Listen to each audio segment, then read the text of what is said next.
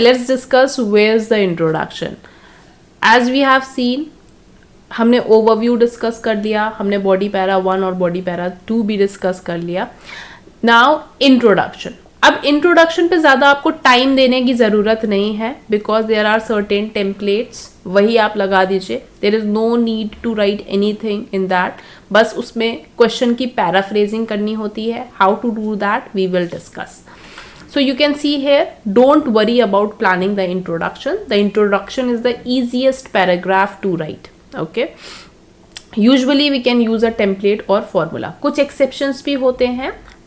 That also we will discuss. Okay. Planning the introduction is unnecessary, will only waste your time. And as I have mentioned, ये formula or template we will discuss in another lecture. Okay.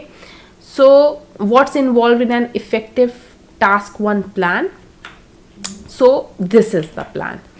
Here's the formula for an effective and efficient plan. Firstly, as mentioned, do not plan the introduction. Okay, बिल्कुल waste नहीं करना है अपना time.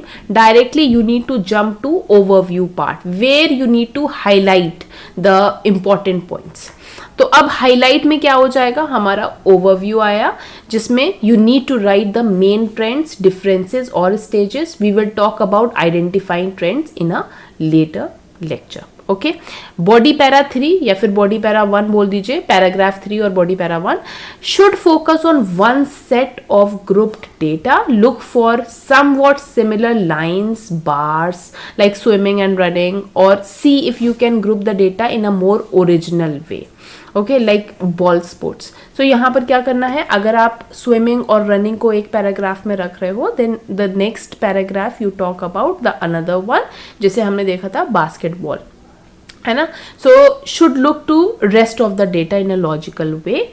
तो 2 paragraph should be split 50-50. आप ऐसे करो, 2 चीज़ें ऊपर लिखो, 2 चीज़ें नीचे लिखो. ये हम क्यों कर रहे हैं, ताकि हमारा रिप्रेजेंटेशन जो हो आइडियाज़ का बहुत अच्छा हो, और it will become easy for the examiner to read it properly. ठीक है.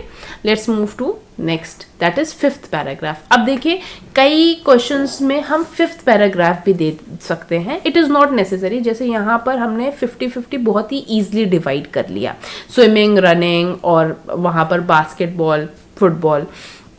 बट कई केसेस में क्या होगा, the information will be vast. वैसे तो आपको बहुत ही इंपॉर्टेंट इंफॉर्मेशन सिलेक्ट करनी है, but if you want to write 5th paragraph also, तो आप लिख सकते हो. It is possible to also write a PF, paragraph 5th, when there are many different categories to cover, but do consider whether this is really necessary. अगर ज़रूरी हो तभी लिखना है आपको.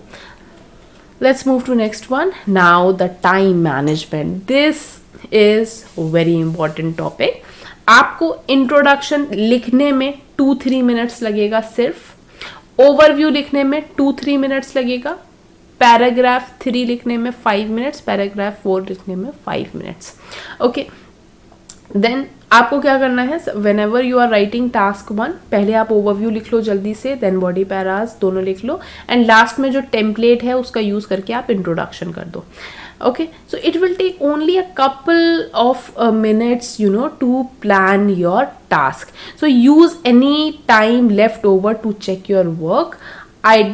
Ideally, there should be 2 or 3 minutes. Okay, तो यहाँ पर क्या होता है, जो रेस्ट ऑफ द टाइम आपका बचता है 2-3 मिनट्स, उसको प्रूफ रीडिंग में लगाइए. ओके, रिविजन पे वर्क करिए अपने.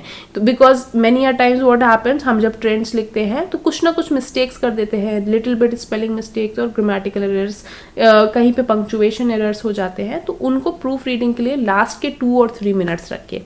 Okay, so this is all about time management. I hope this session must be engaging and you must have learned something from here. Thank you so much everyone.